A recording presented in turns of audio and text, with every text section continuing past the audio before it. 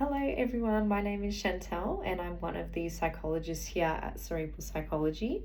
I just wanted to jump on today to talk about a topic that has come up quite a lot in my therapy and share that with you all. It's actually emotional regulation. So I know that's a word that's floated around a lot at the moment, and I just wanted to clarify that by definition, it's the ability to notice, understand, and manage our big feelings in a safe and flexible way. So I'm going to direct this to children, but of course, emotional regulation is really important for adults as well, especially in trauma background. But we'll direct it for kids for today because I do have a little show and tell of some cards that I wanted to show that I use in my practice.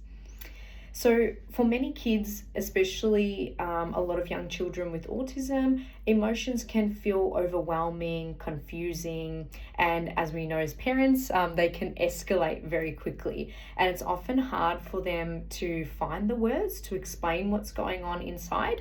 So this is where what I have here, these emotion cards that I use in my therapy, has been incredibly powerful. So these emotion cards actually give children a visual and concrete way to identify what they're feeling. So I know we've all been there. It can be really hard to ask a child to explain what's going on. And it can be very difficult. So we at Cerebral Psychology actually let them choose and point to different cards to match their internal experience. So I'll give an example. So I'll make it into a fun and interactive game as well. So let's say they pick out the sad card, right? So I feel sad when. So it becomes a little storytelling between us two, and I'll get them to describe maybe a time that's happened in the last week or month when they felt sad. So it opens up that conversation and gives a bit of back and forth. On the back, we've also got other words to describe sad, for example, unhappy, gloomy, or glum. So we're also increasing their perspective taking ability by asking me a time when I have felt sad as well. So it helps to build up their vocabulary as well. Now, on the other cards, we've also got, which has a corresponding emotion. These ones, though, do have coping skills on the back.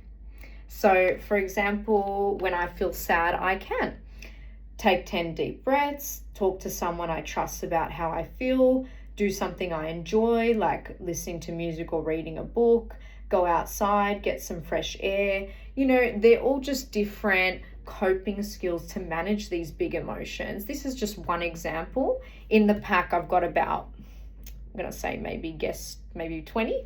I probably should have counted before, but about 20 there.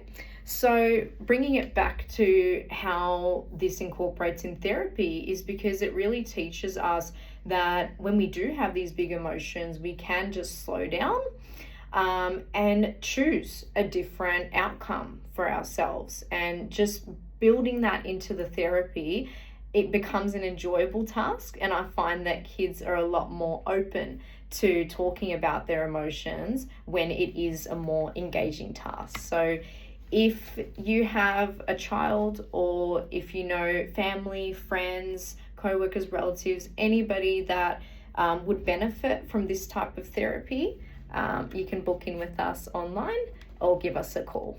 Thank you.